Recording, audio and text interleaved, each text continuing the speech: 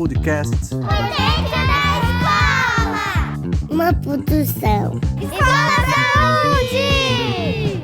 Sejam bem-vindos à 10ª edição do podcast Por Dentro da Escola. Você quer ganhar um prêmio? Então ouça nosso podcast até o final para saber como concorrer. Nesta edição, vamos falar um pouco sobre televisão, videogames, smartphones e tablets. Teremos a participação especial do Dr. Felipe Picon, especialista em psiquiatria da infância e adolescência. Por que passar muito tempo em dispositivos eletrônicos pode fazer mal? Não sei. Porque faz mal pro olho. Não sei. Eu não jogo videogame. Porque pode causar alienação. Pra ficar viciado. Porque você pode ficar com dor de cabeça. É porque assim, você não vai aprender, você vai esquecer muita coisa, tipo matéria. Pode fazer mal. Porque a gente não pode ficar jogando muito, porque senão a gente não aprende. Porque pode, causar... a criança pode ficar muito tempo assim, pode causar danos ao cérebro. Porque o videogame, ele atrapalha o desenvolvimento do cérebro. Então, o videogame, ele acaba causando isso. A criança tem que brincar, tem que ter o esporte para poder manter o corpo em dias, né? Pode dificultar sua visão também. Porque se você ficar muito tempo, pode causar olheira e também você vai... Não, acho que é só isso, é que eu esqueci de uma parte. Porque geralmente quando você fica exposto a isso, você não fica só 1-2 minutos, você fica por muito tempo, né? Porque meio que vicia. E isso, você não precisa pensar nem nada, porque a informação já vem pronta para você. Você pode ficar viciado, porque vai fazer você ficar de mau humor e vai fazer mal para sua saúde. Pode dar dor de cabeça ou ficar com dor de garganta. Porque fica muito na tela, porque faz mal pro olho e também você pode ficar viciado.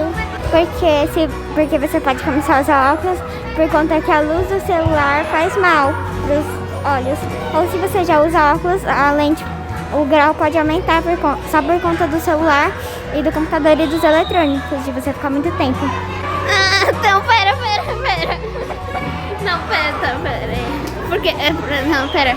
Porque a luz pode prejudicar seus olhos e vai precisar usar óculos. E agora, para nossa entrevista especial, convidaremos o Dr. Felipe Picon. É especialista em psiquiatria da infância e é médico, mestre e doutor em psiquiatria pela Universidade Federal do Rio Grande do Sul. Qual é o limite para o uso de telas e dispositivos eletrônicos? Olá, obrigado pelo convite para falar sobre esse tema. Primeiro a gente tem que contextualizar e conceituar telas, né? Então quando a gente fala nesse assunto, telas incluem televisão, videogame, também incluem jogos de celular, também inclui tablet.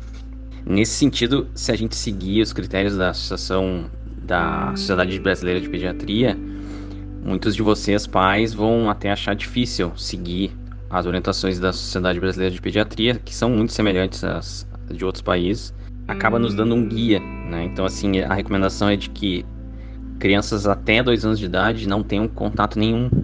É uma recomendação até bastante, imagino eu, né, a maioria dos lares de vocês, bastante difícil de ser executada. Do ponto de vista de crianças de 2 a 5 anos, recomendo no máximo 1 hora por dia de telas em geral, mas com supervisão. Aí entra aquela questão da gente estar junto, para saber qual canal do YouTube que assiste, qual é o desenho que prefere, no caso de televisão, e quais jogos que gosta, se está jogando, enfim, né. Mais velhos, então, de 6 a 10 anos, a recomendação é de entre 1 e 2 horas no máximo. E os mais velhos ainda, de 11 a 18, eles também recomendam de 2 a 3 horas por dia. Mas todas as recomendações são sempre com o adulto junto, né? Claro que aí já entra numa questão que é um pouco difícil, porque em geral se utiliza, né, esses recursos tecnológicos quando, por exemplo, os adultos estão fazendo outra atividade, ou mesmo a criança está esperando alguma coisa, ou estão esperando em algum lugar, por exemplo, coloca um alerta assim, que o grande risco, na verdade, das tecnologias e das telas, eu diria que é muito mais pro lado do risco ser qual é o uso que está sendo feito. Então, por exemplo, da tecnologia virar como se fosse uma babá eletrônica. Estaria com menos interação com os pais estão muito também ou no trabalho ou ligados em redes sociais e coisas do tipo. O grande prejuízo é exatamente o afastamento das pessoas dentro da família. É que se recomenda essa coisa, se fosse usar as telas, seja uma coisa da família ou junto com a criança ou adolescente, né? E respondendo ao segundo ponto, assim, de prejuízo de uso excessivo das telas, por exemplo, a própria dependência de tecnologia mesmo, que gera vários problemas sérios, ou mesmo desencadear outras questões de saúde mental, ansiedade, depressão, problemas de sono por usar demais à noite, e entre outros. Mas o que eu salientaria para vocês, assim, é de manter o foco de que a tecnologia não pode atrapalhar a aquisição de habilidades, então não pode atrapalhar o neurodesenvolvimento. Em outras palavras, não pode atrapalhar que a criança consiga aprender a andar de bicicleta, não pode atrapalhar que tenha contato com outras crianças, que faça amigos, que pratique esportes. Não é também tão simplesmente proibir as tecnologias, né, como um corte total, mas sim de estar sabendo como elas são usadas pela criança ou adolescente e estar junto com eles para poder orientar. Mas se a gente sempre estiver cuidando a questão do desenvolvimento, se a criança em específico está se desenvolvendo na escola, está se desenvolvendo com amigos, não teria problema ela jogar, por exemplo, um pouco.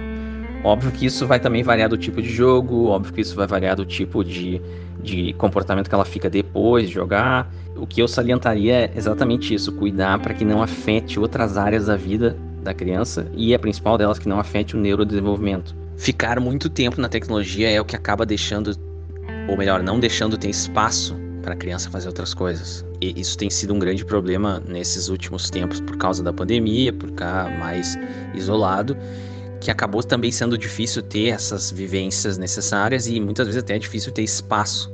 Não é tanto pra gente se cobrar e se martirizar, mas é mais pro lado de a gente pensar daqui para frente em estimular de outras formas além da tecnologia, porque crianças precisam de diversos estímulos. Por favor, deixe uma mensagem para a comunidade da Escola Saúde.